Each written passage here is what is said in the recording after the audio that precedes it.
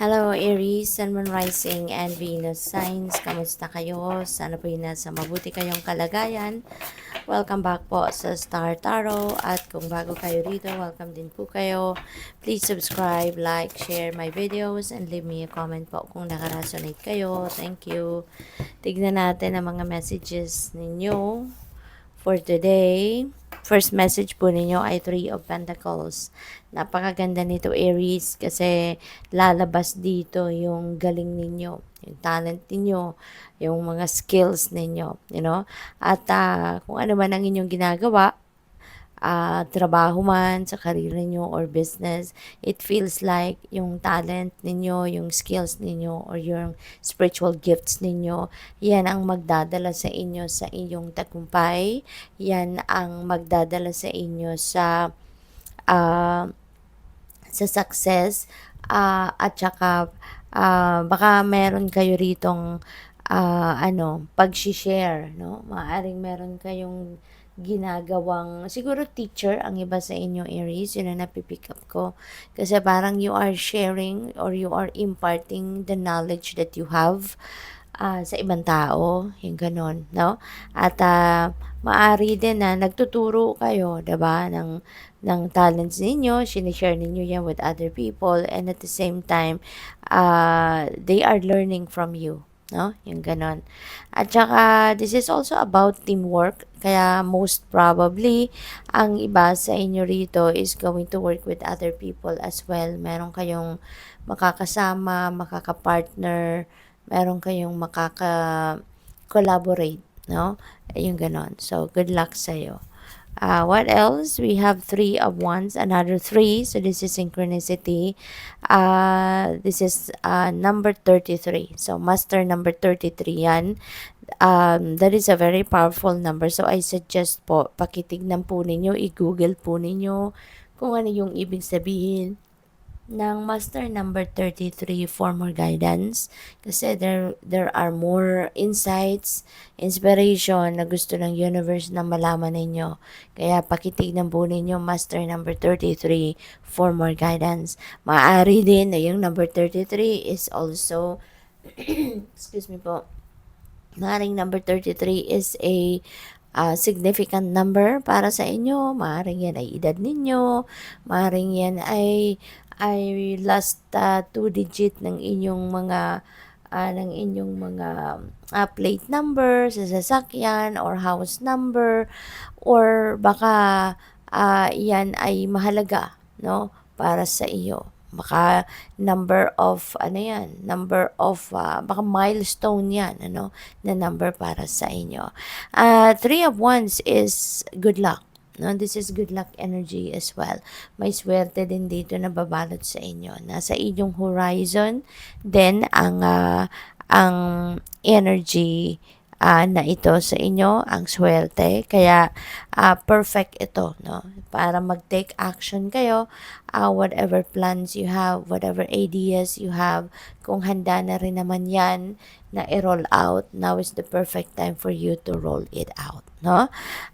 Maaari din na meron ditong mga plans kayo for travel, at baka yan ay travel for adventure, pwede rin yan na travel for siguro expansion. Baka meron kayong mga gagawing bagong kaganapan, bagong ventures, bagong endeavor, mga ganon, no? Kaya good luck sa iyo. Now is the perfect time for you to do that.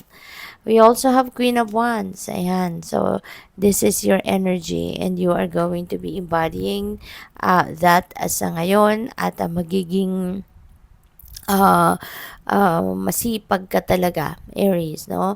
Lahat kayo na fire signs, meron kayong go-getter attitude, and with the Queen of Wands energy, talagang gagawin mo ang lahat na makamit, no, kung ano man yung naisip mo, whatever it is that you envisioned for yourself, you're going to do anything and everything in your power then to make it happen. Kaya mas napakaganda na nasa inyo din yung good luck energy ngayon with the Three of Wands. Tapos pipilitin ninyong mangyari kung ano ang mga gusto ninyong mangyari. So that is really beautiful. promotion also sa trabaho is possible dito for you. At tsaka yung ano talaga ninyo, no? Yung mga talents ninyo, maaring yan talaga ay you're going to display that sa ngayon. Kaya napakaganda. So, good luck po. Tingnan natin kung ano pa ang mga mensahe ni Aries. We have number 11, we have Whip J. This could be a warning para sa inyo, Aries, na whip kasi maaring meron kayo ritong siguro hindi maaring magkaroon ng hindi pagkakaintindihan with another person. Since this is collaboration energy sa Three of Pentacles, maaring dito sa mga taong makaka-collaborate ninyo, baka meron ditong hindi magiging supportive sa'yo.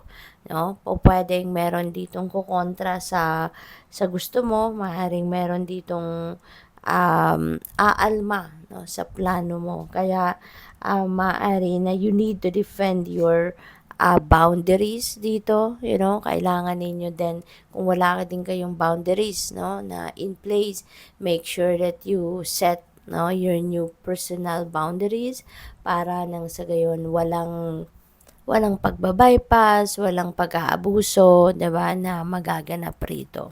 Okay? So, what else? We have number 23 and we have mouse.